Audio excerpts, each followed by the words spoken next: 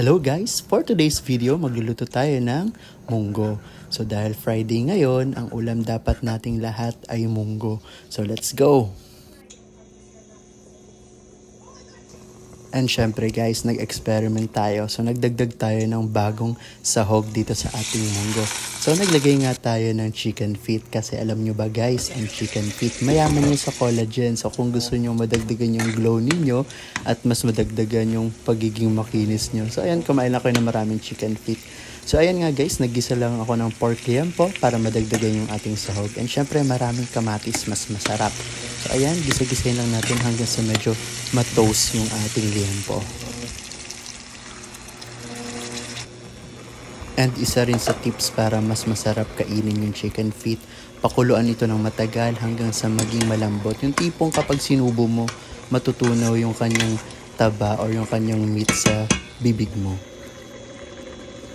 And ayan guys, tapos na nating igisa yung pork liempo and kamatis. So ayan, ihalo lang natin ito sa munggo and chicken feet and pakuluan lang na mas matagal para mas lumapot kasi mas malapot, mas masarap. And lagyan lang natin ito ng pampalasa ng asin and pork cubes para mas malinamnam yung ating munggo. Mukhang naparami nga guys itong naluto ko. Naparami yung sahog na inailagay ko dito sa munggo na to. So I'm sure maubos ito kaagad. Hindi na to aabot ng matagal sa ref. So yan nga guys, malapit na tong maluto. And syempre lalagyan natin yan ng dahon ng ampalaya. Kasi yan yung request ni Mayora. Hinanap ko pa yan sa palengke para mas masarap yung munggo na lulutuin natin today. And syempre mas malinamnam yan. Lagyan natin ng konting chicharon kasi mamaya gagawin natin yung toppings. Mukhang hindi na nga aabot yung chicharon sa toppings para mamaya dahil naubos ko na kakapapak. And andito na tayo guys sa exciting part. Luto na yung ating munggo and tara, let's go! Kumain na tayo. And syempre guys, kung umabot kayo sa part ng video na to, paki-like and share din ang video para madagdagan naman yung followers natin and magkaroon tayo ng budget para sa susunod na cooking vlog.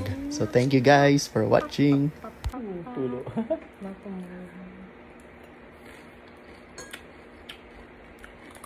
Hot.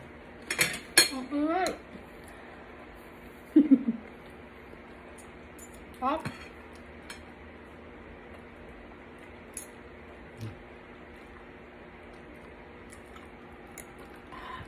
Mm.